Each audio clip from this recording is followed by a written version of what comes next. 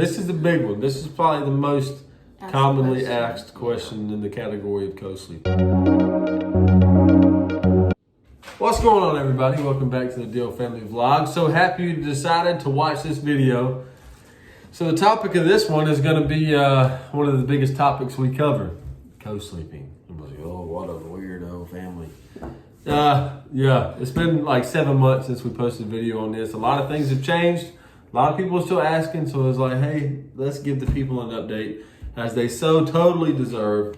So in this video, we're going to update y'all on several things that are big and happening now. We took these questions straight out of the comments, so that's why we got to read it. It's a long one. Okay, there were several like this though. Do we worry about our girls struggling whenever they move out, like not having other people around them when they go to bed? There's also some saying, what about when they get married? What about when they graduate college, high school, move out? Basically, people are saying or thinking probably that we are ruining our kids by co-sleeping. But we also co-slept growing up. Yeah, I did.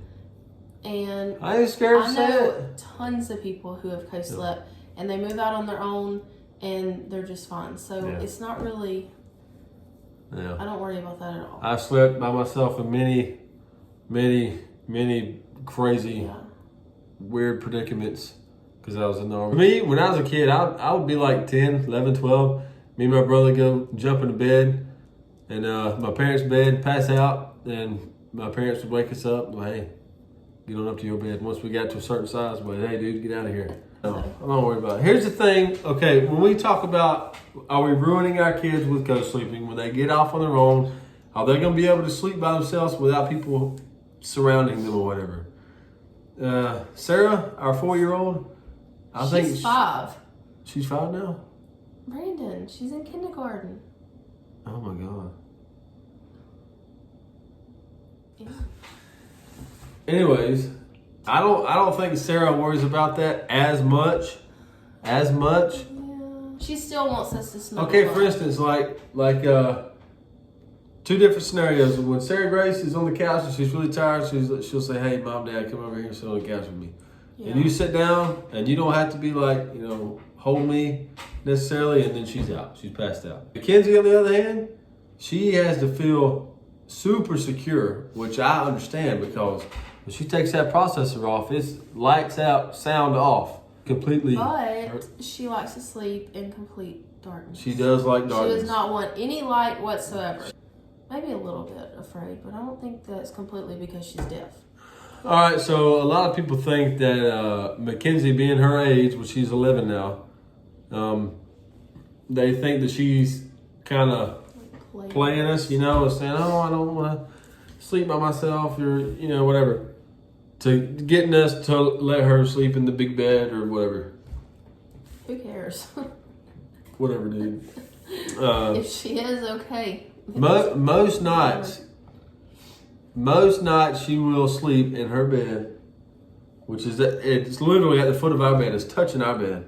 She gets on her little queen size bed. We turn all the lights out. She takes off her processor, sets it down, and she's gone to sleep. Now, if she's scared, if she's seen a movie that has somehow scared her, if she don't feel good, that's a big one. Yeah. Especially if she's sick or her legs hurt because she's growing fast. She has a lot of growing pains. I had awful growing pains. I shot up super fast like over a period of just like one summer. But if anything like that, she'll crawl up in the bed and just want me to just hug on her for a little bit because she's a kid and I'm dad. Okay, so that's just the way it is when you have kids. And then after a while, I've even let her have the big bed with them two, and I'll sleep in the queen size bed. That's not a queen size bed though. The twin size bed, the twin bed, the little bed. So, I mean, we're all right there. We all sleep. Next question. This is the big one. This is probably the most commonly asked question in the category of co-sleeping. When do you get alone time away from the kids? I thought we answered that in the last video, but maybe it was a TikTok. I don't know. So when you get alone time, and I always say,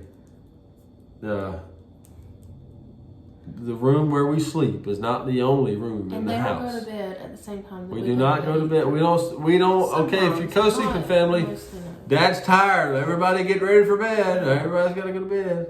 Kids go to bed before we I feel do. like that's what people think, yeah. Yeah. Or like let's say on a regular school night. If they're out by 9, Yeah. 8:30, 9 o'clock, we don't go to bed Till like 10 or till like 11. 10:30, 11 o'clock. Yeah. I don't need much sleep. I can go off for like 5 hours. But she needs at least 13 hours of sleep. We don't go to bed at the same time, so yeah, of course we get a long time. You work it out. All right, so that concludes these questions. If anything was not answered, I'm super confident that we have answered those questions on our previous videos. So I'll put it in the link. yeah, I'm sure we've answered many questions that you may have right now. But if you still have questions, Yeah. you can ask us. And like always, don't forget to like, comment, and subscribe. And we love y'all so much. And Jesus loves you too. Y'all have a great night. And that's it for this time.